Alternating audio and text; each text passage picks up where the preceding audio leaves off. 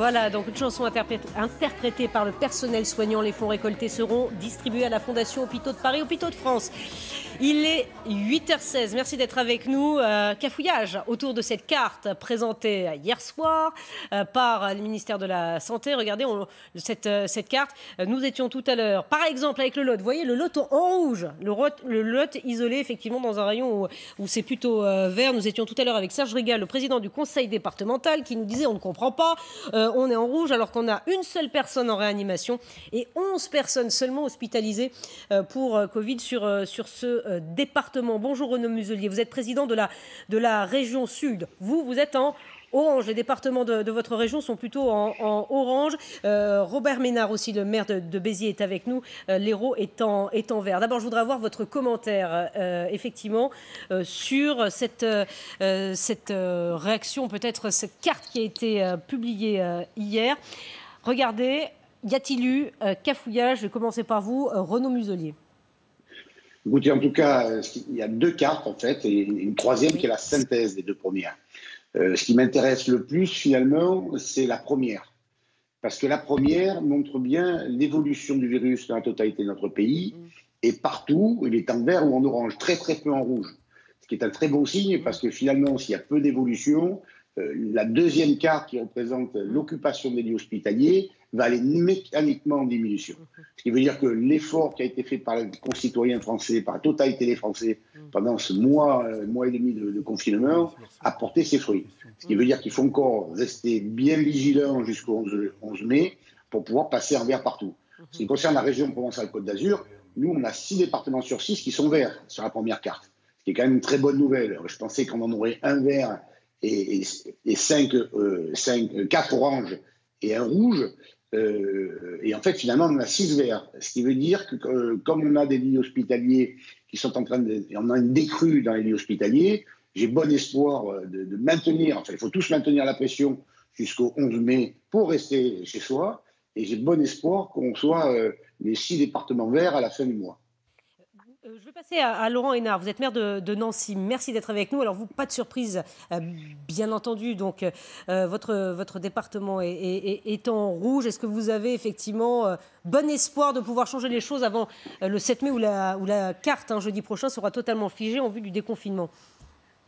Alors, ce qui va être difficile, c'est de faire bouger vite le critère sur l'occupation des services de réanimation respiratoire. Je vous rappelle qu'il y a encore 2 semaines, on terminait les transferts sanitaires de malades vers l'ouest de la France, vers l'Allemagne, vers la Suisse, vers le Luxembourg. Ça veut dire qu'on a encore quand même, dans tous les hôpitaux d'Alsace, de Lorraine notamment, on a des services de réanimation respiratoire où il y a beaucoup de patients. Et quand les patients entrent dans ces services, ils y entrent en moyenne pour 3 semaines, parfois plus. En revanche, comme Renaud Muselier, que je salue amicalement, c'est vrai que je suis heureux de voir que la circulation du virus, elle diminue partout. Elle diminue aussi dans notre région Grand Est. Ce qui veut dire que le confinement porte ses fruits. Voilà, le confinement porte ses fruits. Il ne faut pas relâcher la pression. C'est ce que disait Olivier Véran, le ministre de la Santé, hier soir sur LCI, avant ce 11 mai. Robert Ménard, vous êtes maire de Béziers. L'Hérault est en vert, donc ça va plutôt bien chez vous. Je voudrais juste avoir votre commentaire, effectivement, sur ces cafouillages, sur cette première carte. Le Lot, la Haute-Corse, effectivement, en rouge. On se dit, il y a peut-être eu des erreurs. Écoutez, j'en sais rien, je ne suis pas bien placé pour en parler, il y a des spécialistes pour ça. Ce que je constate, c'est que quand on a pris un certain nombre de mesures draconiennes, comme on l'a fait à Béziers, les résultats sont plutôt là. Vous vous rappelez, j'ai été brocardé, par exemple, quand j'ai supprimé un certain nombre de bancs dans ma ville en expliquant que la place des gens, c'était pas dans la rue au soleil, mais dans leur appartement, de leur maison. Il me semble qu'aujourd'hui, on récolte les fruits de ce travail. Pareil pour le couvre-feu. Je me rappelle m'être disputé avec le préfet pour installer un couvre-feu, d'ailleurs comme à Sète, comme à Montpellier, comme dans d'autres villes. Finalement, c'est plutôt payant. Même chose pour les masques. Si j'avais attendu l'État pour distribuer des masques à la population, j'attendrais encore. On est la première ville en France qui a distribué à tous ses concitoyens, à tous ses citoyens, des masques qui sont arrivés dans chacun dans leur boîte aux lettres. Pourquoi je dis tout ça? Pour dire que il serait temps que le gouvernement nous fasse confiance. Qui mieux qu'un maire et que les élus locaux connaissent leur ville et savent ce qu'il faut en faire. Pareil pour la rentrée des classes. Je suis favorable à... Pour ce déconfinement, il a dit effectivement priorité aux élus de terrain qui vont pouvoir mettre en place et adapter en fonction du département ou de la région.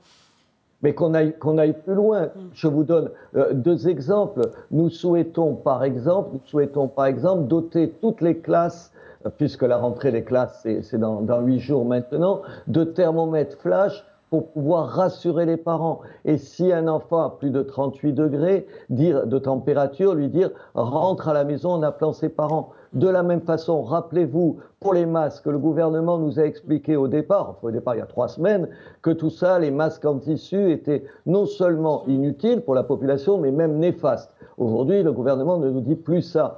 À la ville de Béziers, nous avons acheté des masques pour enfants. On m'explique que les masques pour tous les enfants des primaires ne sont pas une bonne chose.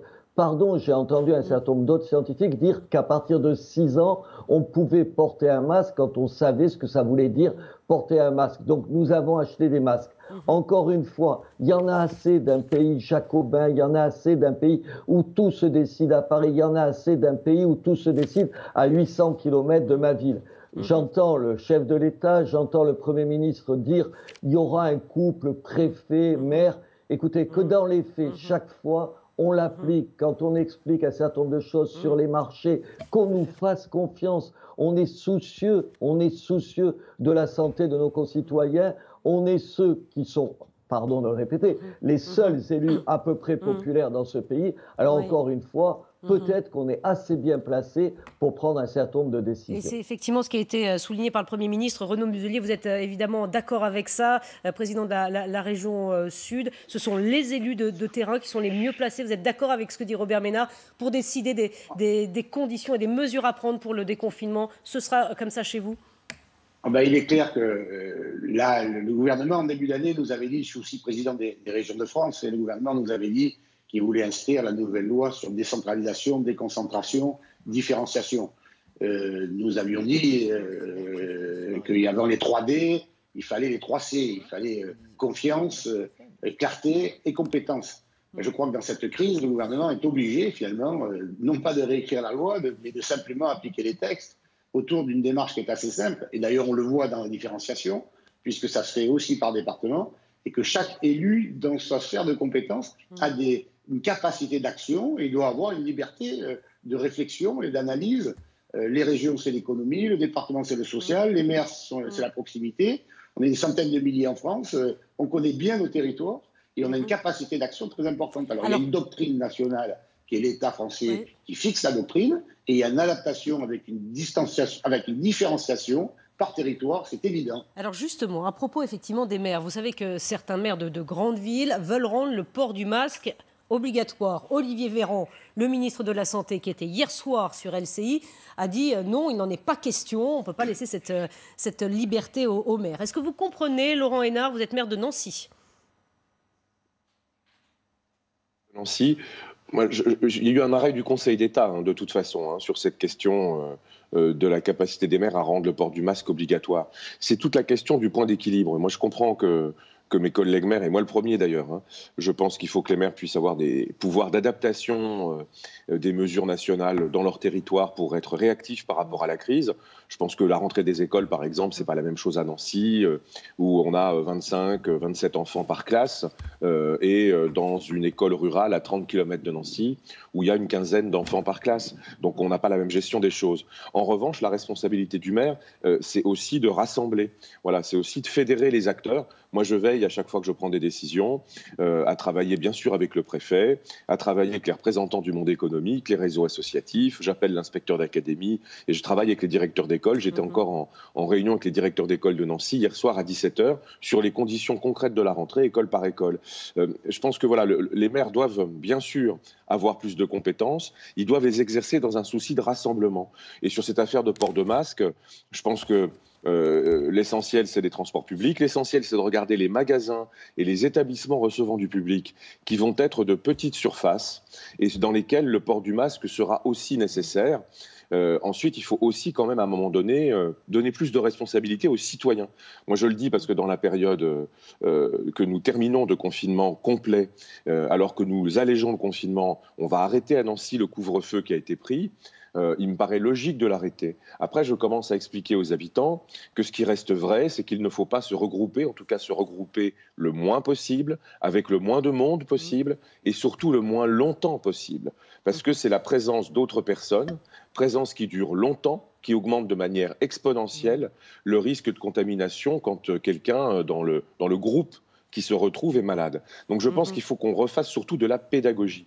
Et je terminerai par là, le maire, comme il est proche des habitants, il peut faire de la pédagogie avec les médecins de son hôpital public, c'est ce qu'on fait à Nancy avec le docteur hygiéniste du CHU, avec les médecins libéraux, les infirmiers libéraux, c'est ce qu'on fait ici en proposant aux personnes qui n'ont pas de médecin généraliste d'organiser un examen médical gratuit lors de la remise de masques pour permettre une situation sanitaire la plus claire possible au moment de la reprise d'activité. Oui, pour plus de responsabilité aux élus locaux, mais pour eux, je crois du coup qu'il y a un devoir de concertation et de rassemblement des énergies autour d'eux. Robert Ménard, vous venez d'entendre ce que dit Laurent Hénart. Est-ce que vous êtes d'accord avec lui? Est-ce que vous partagez ce point de vue? Il faut compter sur la responsabilité des citoyens. Il pense lever effectivement ce couvre-feu. Responsabilité des citoyens également pour le port du masque. Mais écoutez, moi, j'ai eu une démarche différente d'un certain nombre d'autres maires. Je ne me suis pas prononcé sur le caractère obligatoire ou pas des masques. Je me suis occupé de fournir des masques à mes concitoyens. Je veux bien qu'on explique qu'il faudrait ceci ou cela. Si concrètement, les gens, vos concitoyens, les habitants de votre ville n'ont pas de masque, c'est un débat sur le sexe des anges. Pardon, moi je suis allé directement en Espagne avec les équipes de ma ville chercher les masques, trouver un certain nombre de masques, nous les avons ramenés. Maintenant, je ne dis pas aux gens c'est obligatoire, je leur dis il faut porter ces masques, mais vous en avez pour pouvoir les porter. Si vous ne leur en donnez pas à la population, c'est pas besoin de parler du caractère obligatoire des masques. Bien sûr, je suis d'accord pour la concertation. Vous savez, avant la rentrée des classes, j'ai reçu, encore hier, j'étais avec les fédérations de parents d'élèves, les directeurs d'école, et les représentants syndicaux, le DAZEN, c'est-à-dire le représentant de l'éducation nationale sur le terrain, le sous-préfet. Très bien, mais je voudrais vous citer un exemple pour vous dire à quel point de temps en temps la bureaucratie, l'État français est tatillon. Je sais parfaitement que la compétence économique, c'est-à-dire l'aide aux entreprises, pour parler en français compréhensible, est réservée normalement aux communautés d'agglomération, ou aux EPCI, aux agglomérations ou aux régions. Aujourd'hui, devant les risques que cela représente pour les commerçants de ma ville, j'ai décidé de les aider. Je reçois illico presto un appel du sous-préfet m'expliquant « Ah, monsieur le maire, c'est pas de votre ressort, vous n'avez pas à le faire. Si vous le faites, je vais vous traîner devant le tribunal administratif. » Honnêtement, il n'y a pas aujourd'hui d'autre priorité que de répondre ça à un maire. On ne peut pas se dire qu'à situation exceptionnelle, le maire doit avoir plus de pouvoir. D'ailleurs, l'État l'a compris. Et vous êtes tous d'accord avec ça, effectivement, sur le rôle du maire et les pouvoirs du maire. Et effectivement, Édouard Philippe a tenu un discours en ce sens, je le rappelle, lors de son intervention devant l'Assemblée nationale. Renaud Muselier, il nous reste très peu de temps. Je voudrais savoir si pour vous, l'objectif d'avoir tous vos départements en vert jeudi prochain, vous pensez pouvoir le tenir, et est-ce que c'est un objectif? C'est l'objectif absolu, parce que nous, en plus, comme les autres départements de France d'ailleurs, mais nous, on est une terre de culture, donc la culture, c'est cuit, mais on est une terre de tourisme, on vient de perdre 5 milliards d'euros de chiffre d'affaires depuis le début de la crise, avec 98% de la filière touristique qui est à plat. Donc nous, il faut qu'on ouvre nos bars, nos restaurants, nos hôtels dans les plus brefs délais, pour qu'on retourne à la vie. Et donc, il faut qu'on se batte et qu'on se redonne les moyens de se battre pour reprendre nos libertés, pour retrouver nos libertés. Donc, il faut rester confiné jusqu'au 11. Et j'ai bon espoir, compte tenu du fait qu'il y ait 6 départements verts dans la première phase, c'est-à-dire la transmission du virus, que par décalage, le fait qu'on libère les lits hospitaliers. Et donc, je pense qu'on va y arriver. Oui, j'ai bon espoir. Eh bien, vous avez bon espoir. Merci beaucoup, Renaud Muselier, d'avoir été avec nous. Robert Ménard, Laurent Hénart également, d'avoir échangé sur cette carte. Donc, et on le rappelle, malgré les couacs dans le Lot, peut-être en Haute-Corse,